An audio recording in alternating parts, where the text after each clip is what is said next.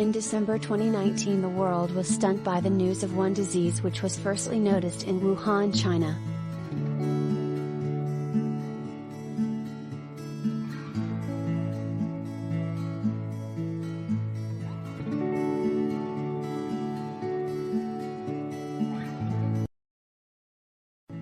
In March, the biggest COVID-19 cases in Malaysia are from the Tabligh cluster. According to the Health Minister of Malaysia, this cluster was observed after a religious meeting held at a mosque of Sri Petaling, Kuala Lumpur from February 27 until March 1, which was attended by 16,000 people from India, South Korea, Brunei, China, Japan, Thailand and Malaysia, which is including 14,500 Malaysians and 1,500 foreigners.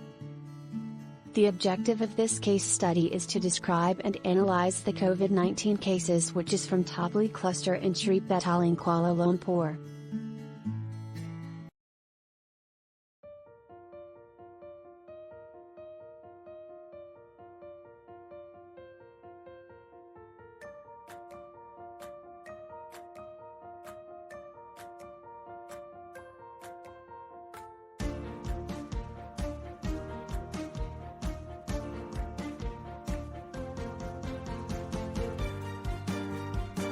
In fact, around 40% of the COVID-19 cases in Malaysia are related to religious gatherings, with cases covering 5 generations, making it the largest COVID-19 cluster in the world. The first generation has 1,143 positive cases, second generation with 921 positive cases, third generation recorded 236 positive cases. The fourth generation have 26 cases and the last fifth generation reported 12 positive cases. This figure shows the close contact with patient 26 in Malaysia.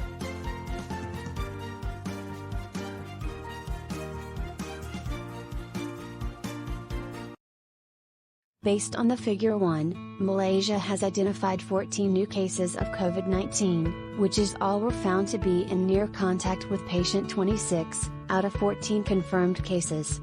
Case 26 is a 52-year-old who has a history of commuting to Shanghai. He started experiencing symptoms such as cough and sore throat on February 27 after his trip to the Chinese city in January and tested positive on February 29. The Tabligh cluster is known as the largest cluster because the people that attend the meeting not aware with this COVID-19 and cause the transmission occur very fast and large to family member or close contacts. Tabligh meeting required the sharing of communal space such as prayer hall during congregational prayers and sermons, shared eating from one plate and sharing of the sleeping area. This is because 88% of all COVID-19 patient had asymptomatic transmission which has either no symptom or mild symptom.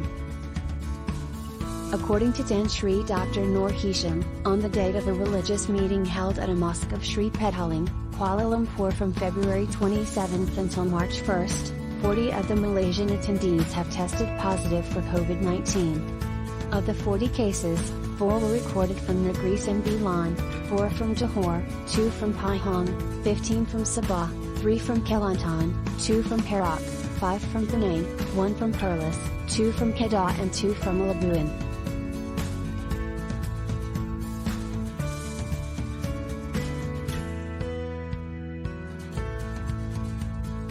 The Movement Control Order, MCO, was begin from March 18 until March 31. From the figure 2, the number of COVID-19 infections in Malaysia has more than doubled, as the tally jumped from 790 cases recorded as of March 18, to 1,796 cases on 25th of March. Based on figure 3, the number of cases from the Tabligh cluster was increased.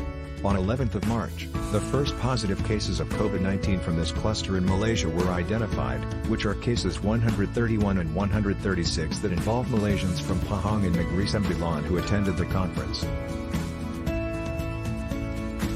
On 13th of March, the total number of cases from the Tabligh cluster were 40 positive COVID-19. On the next day, the total number of cases from this cluster was increased, which has reached 77 cases.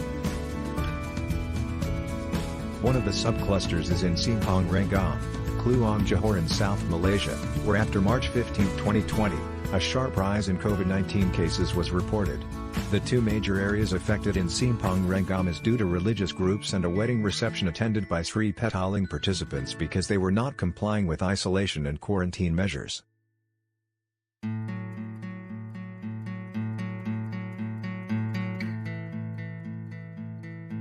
Next, on 16th of March, the COVID-19 cases increased due to the Tabligh cluster, which is a total of 338 people tested were positive for COVID-19. Under the Tabligh cluster, Kuala Lumpur recorded the highest number of cases, which is 70 positives. The first death that related to the conference is a 34-year-old man from Johor Bahru on March 17th. Figure 3 shows the COVID-19 cases in Malaysia which is involved the Tabligh cluster.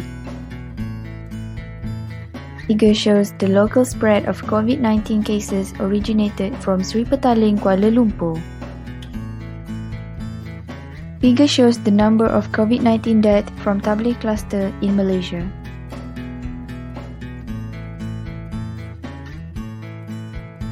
On 20th of March, the graph in Figure 2 showed that there is rise dramatically, which is the total cases reached 624 positive COVID-19. Then, on 29th of March, 71 people from Mahat Tafiz An-Nabawiyah in Hulu Langat, Selangor were tested positive for COVID-19. While, on 11th of June, the last case in this cluster was published, which is involving a Philippine student attending a Tafiz school in Sungai Lui, Hulu Langat, Selangor. This case was a member of the subcluster of the Sungai Lui Tafiz School, where 211 cases were detected. Based on the Figure 6, there is the flow number of deaths from the Tabligh cluster from March 17th until March 28th. The first death that related to the Tabligh cluster is a 34-year-old man from Johor Bahru on March 17th.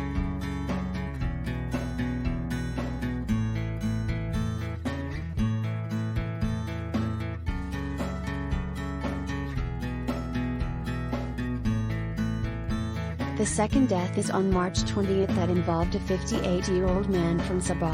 On next day, death of cases 238, which is a 50-year-old man from Malacca. The overall death from this cluster were 34 deaths.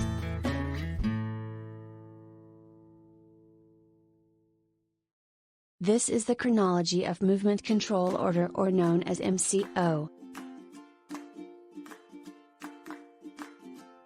From Figure 7, the government announced that the Movement Control Order, MCO, began from March 18th until March 31st. The MCO related to the restriction of movement of people into or out of an area and would help to control the spread of the virus. Based on Figure 8, the first phase of MCO, the situation did not immediately improve. Tan Sri Muhyiddin Yassin announced 4 more phases of the MCO, which are the second phase of MCO from April 1, 2020 until April 14, 2020. MCO also extends from April 15, 2020 until April 28, 2020, which is the third phase, and the fourth phase, which start from April 20, 2020 until May 12, 2020. The decrease is also captured by an easing gradient of the cumulative COVID-19 cases in Malaysia. Reduction in active COVID-19 cases is evident since 5 April, with more infected individuals recovering than new COVID-19 cases. After that, the government announced for conditional MCO, which allowed conditional resumption of certain businesses to ease economic losses.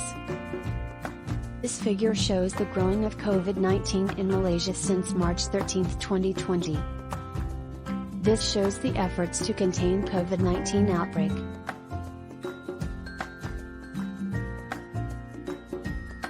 Figure 9 state that the businesses excluded those requiring close contacts and crowding, such as cinemas, entertainment centers, exhibitions and theme parks. States also made autonomy in their adoption of the conditional MCO. Besides, the government and private offices were closed except those that involved in essential services and no religious activities. Also, restricted entry for foreign tourists and comprehensive restriction for Malaysians traveling abroad.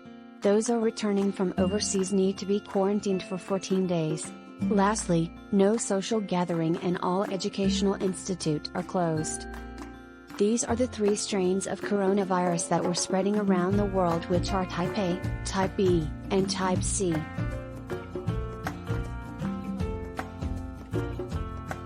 The genetic history of the infection from December to March and found three distinct, but closely related variants.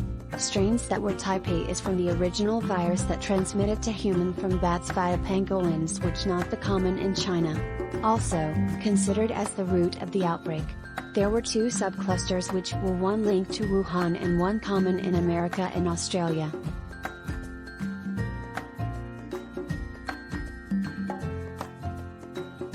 Besides, Type B was the most common variation of coronavirus in Wuhan, which derived from Type A via two mutations. It was mutated slowly in China but rapidly outside China. Type B was found to be comfortable in the immune systems of people in Wuhan and did not need to mutate to adapt. Type B also had a strong affinity for Wuhan. Further, Type C was the daughter of Type B, which evolved outside of the nation. It had one mutation different to parent variation, and it was spread to Europe via Singapore. According to Danshri, Dr. Noor Hisham, April 18, 2020, said that studies to establish this are being undertaken by the Institute of Medical Research, IMR. The virus strain in Malaysia were identical as Wuhan. So that, the virus strain of Tabligh cluster also Type B. Lastly, Tabligh cluster is the biggest and longest running cluster detected. This cluster was declared inactive on July 8, 28 days after the 3,375th patient was detected. The last patient was discharged on July 6, after almost 4 months in hospital. On the day it was declared inactive, the cluster made up 38.9% of all cases in Malaysia, affecting 7 states. For conclusion, there are some ways that Malaysians can do to prevent another massive cluster like Tabligh cluster. Malaysians need to practice 3 Watts, which are wash our hands regularly, wear face masks when in public and warn. Other than that, we should always avoid 3C, which are crowded places, confined spaces and closed conversation. Doing these 3 Watts and 3C can eventually lower down the risk of infection and reduce the total number of cases every day in Malaysia. Besides that, Danshri Dr. Noor Hisham always remind Malaysians to stay at home and go out only for important things. Due to this Tabligh cluster, government took an initiative to do the First Movement Control Order, MCOS, one way to reduce the cases of Tabligh cluster. As in December, the total cases every day has reached 4-digit numbers, so Malaysians need to stay at home in order to reduce the infection.